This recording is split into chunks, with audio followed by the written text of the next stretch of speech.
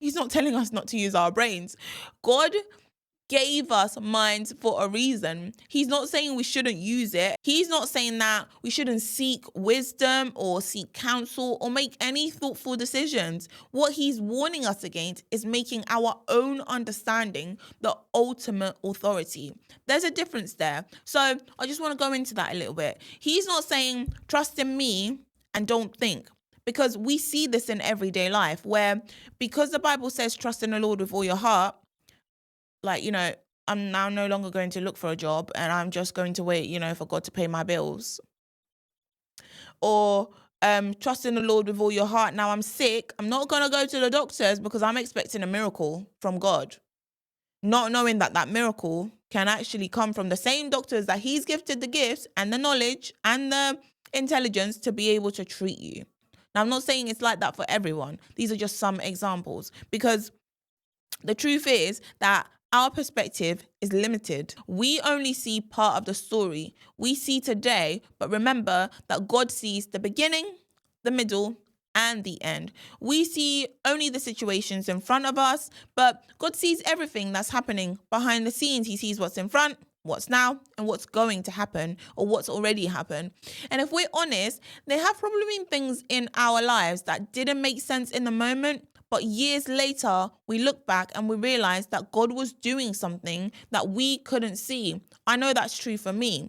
So then when Solomon says, in all your ways, submit to him, which is the next line, notice he doesn't say in some of your ways. He doesn't say trust God with your church life, but handle everything else yourself.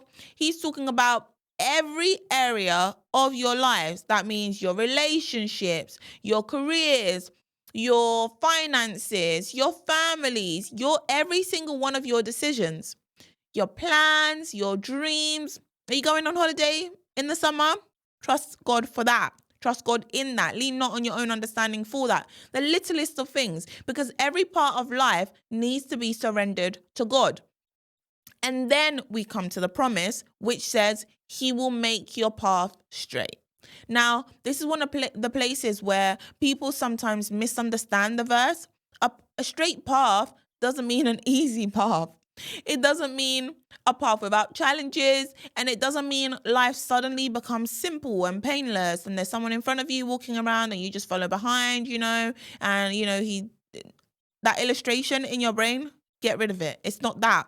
What it means is that God will direct our steps as we trust him and walk with him. He guides us the way that we should go.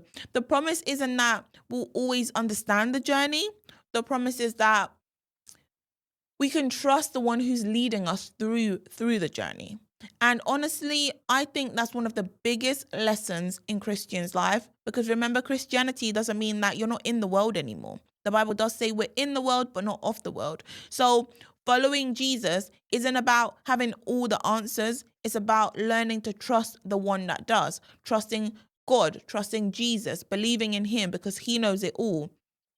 And there'll be seasons where, we don't understand what God is doing. There'll be moments where we wish we had more clarity. And there'll be times when our faith requires for us to take the next step before we can see the whole picture.